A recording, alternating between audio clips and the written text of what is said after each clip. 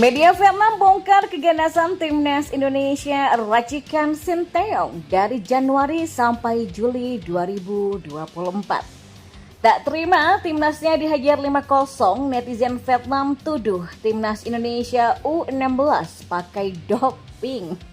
Ya, beda formasi 3 suhu Asia lawan timnas Indonesia dari kualifikasi Piala Dunia 2026. Misi abangku, adik mau menantang katanya. Simak selengkapnya di sini hanya di Kamus Bola bersama saya untuk Anda.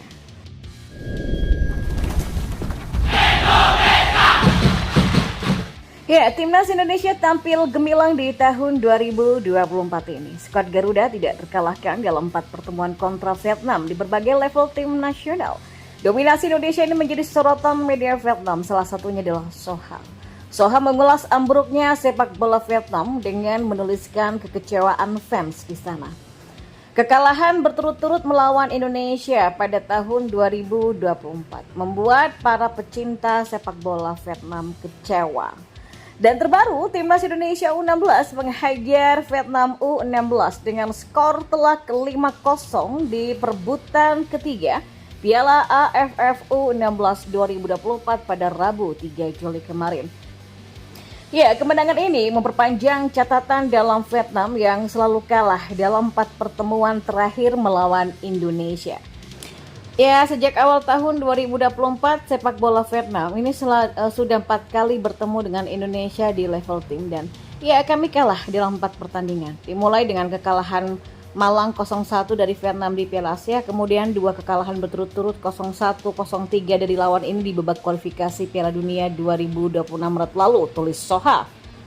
Catatan ini pun menjadi bukti kebangkitan dari timnas Indonesia di semua level. Puncaknya, timnas Indonesia senior lolos ke putaran ketiga kualifikasi Piala Dunia 2026, sebuah pencapaian yang bersejarah. Rentetan hasil positif ini pun menunjukkan kerja keras PSSI dalam mengembangkan sepak bola Indonesia. Dan diharapkan performa gemilang ini dapat terus berlanjut dan membuat timnas Indonesia ke level yang lebih tinggi lagi. Di sisi lain, netizen Vietnam masih mencari-cari alasan usai kekalahan Golden Star Warriors Junior atas timnas Indonesia dengan skor telak 0-5 di perebutan tempat ketiga Piala AFF U16 2024. Kemenangan telak ini pun membuat netizen Vietnam murka. Pasalnya mereka justru menuduh Garuda Asia memakai doping. Luar biasa. Ya, tuduhan ini diunggah oleh akun Instagram @bloopersfootball. Dalam unggahan tersebut mereka menyertakan komentar netizen Vietnam.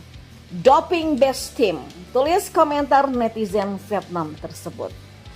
Akan tetapi akun tersebut memperlihatkan bahwa fisik pemain timnas Indonesia U16 memang sudah jadi karena memang latihan keras yang diterapkan oleh Nova Arianto. Setelah turnamen ini, Nova Arianto langsung mengalihkan perhatian ke kualifikasi Piala Asia U17 2025. Rekan Sinteyong bahkan sudah mempersiapkan langkah untuk menambah kekuatan. Pelatih yang punya julukan suster ngesot ini bakal menambah pemain diaspora yang punya paspor Indonesia. Ya, kami pasti akan memeriksa pemain luar negeri yang punya paspor Indonesia. Saya masih menunggu masukan beberapa pihak yang biasa menangani persoalan terkait pemain naturalisasi, kata Nova. Apalagi Nova Arianto tidak akan langsung memasukkan pemain diaspora ke dalam skuad final, ia bakal memantau kualitasnya lebih dahulu. Kami pasti akan evaluasi dulu kemampuannya. Karena itu kan pemain luar negeri nggak bisa langsung bergabung ke dalam tim. Saya lihat dulu apakah cocok bergabung dengan tim atau tidak, ujarnya. Timnas Indonesia U17 juga direncanakan untuk fisik luar negeri dan menggelar uji coba dengan tim internasional agar mengembangkan pengalaman dan kualitas pemain. Adapun Timnas Indonesia U17 tergabung di grup G dalam kualifikasi Piala Asia U17 2025 bersama Kuwait, Australia, serta Kepulauan Mariana Utara. Ya, sekali layar terkembang, pantang surut ke belakang, maju terus, pantang mundur. Prinsip ini pastinya menjadi bekal bagi timnas Indonesia dalam mengarungi putaran ketiga kualifikasi Piala Dunia 2026 zona Asia yang sudah berada di depan mata. Takdir mempertemukan Indonesia dengan tim-tim kuat seperti Australia, Arab Saudi, Jepang, Bahrain, dan juga China yang tergabung di dalam grup C. JITSAS dan kawan-kawan akan memulai misi berat pada 5 September mendatang, menargetkan kemenangan atas Arab Saudi di kandangnya King Fahd International Stadium. Selain Green Falcons, julukan tim besutan Roberto Mancini, timnas Indonesia juga mematok hasil positif dari dua gurita lainnya, yakni Australia dan tentunya saja Jepang. Ya, tak bermaksud menafikan Bahrain ataupun China. Ketiga negara tadi memang merupakan lawan yang berat bagi Indonesia. Jika bisa mengalahkan mereka atau minimal menahan imbang saja, maka jalan tim Garuda untuk melangkah ke fase selanjutnya akan terbuka lebar. Jelas memang tak mudah mengingat Arab Saudi, Australia dan Jepang merupakan langganan putaran final Piala Dunia. Ketiganya bahkan pernah bikin geger karena mampu bertahan sampai 16 besar. Arab Saudi melakukannya di Piala Dunia di tahun 1994, Australia menorehkannya di tahun 2006 serta 2022, dan Jepang mengukirnya di edisi 2002, 2010, 2018, dan terakhir di Qatar di tahun 2022 lalu. Latar belakang yang mengerikan ini tentunya jangan sampai membuat nyali para punggawa Garuda menjadi ciut. Sebaliknya, anak-anak kasus Sinteyong justru semakin termotivasi untuk membuat kejutan. Sinteyong pastinya juga sudah menyiapkan strategi khusus seperti yang dilakukannya ketika menukangi Korea Selatan mempermalukan Jerman dengan 2 gol tanpa balas di Piala Dunia 2018 silam. Berkaca dari kekalahan Jerman tadi, kian membuktikan bahwa tak ada yang tak mungkin di sepak bola. Ya, kalau kita bersungguh-sungguh kita pasti bisa, kata Erick Thohir, sang ketua umum PSSI yang mengomentari kans timnas Indonesia yang menurut banyak pihak berada di grup neraka. Selain suntikan semangat, Sinteyong juga bisa melihat kembali formasi yang diterapkan pelatih Australia, Jepang, dan Arab Saudi. Lalu seperti apa formasinya? Berikut adalah ulasan singkatnya. Yang pertama ada Jepang. Seperti julukannya yang mengerikan, Samurai Biru. Jepang bertarung bak seorang samurai yang gagah berwajah dingin. Di putaran kedua lalu mereka tidak terkalahkan, menyapu bersih 5 laga dengan kemenangan telak tanpa kebobolan. Wow.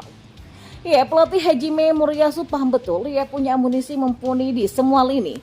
Formasi 3-4-2-1 yang kerap dia mainkan membuat Jepang terlihat gampang menguasai setiap jengkal lapangan pertandingan.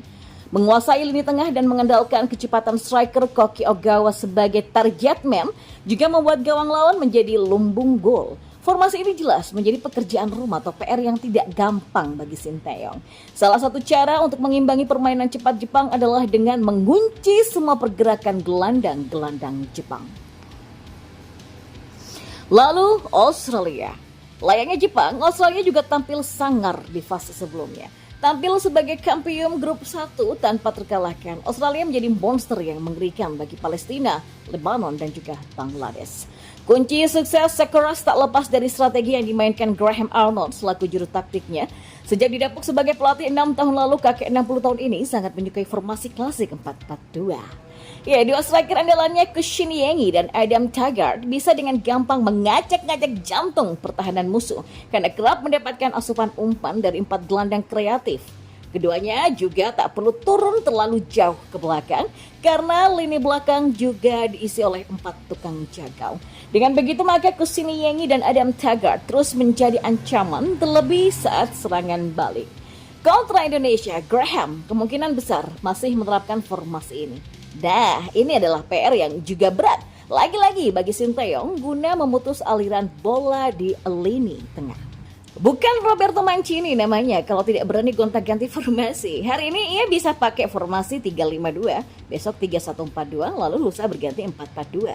Jurus tersebut ternyata ampuh. Di putaran kedua kualifikasi kemarin, Arab Saudi sukses mengemas 3 kemenangan, sekali seri dan juga sekali kalah. Ya, dibandingkan dengan Graham ataupun Hajime, Sinteyong pastinya lebih pusing menghadapi strategi dari Roberto Mancini. Perubahan taktik dengan pemain yang cenderung berbeda membuat Sinteyong harus kerja keras mempelajari gaya permainan setiap pilar dari Green Falcons tersebut. Tapi Roberto Mancini juga kudu ekstra hati-hati karena biar bagaimanapun Sinteyong pernah mempermalukan Jerman saat ditukangi pelatih kenamaan sekelas Joachim Löw tersebut.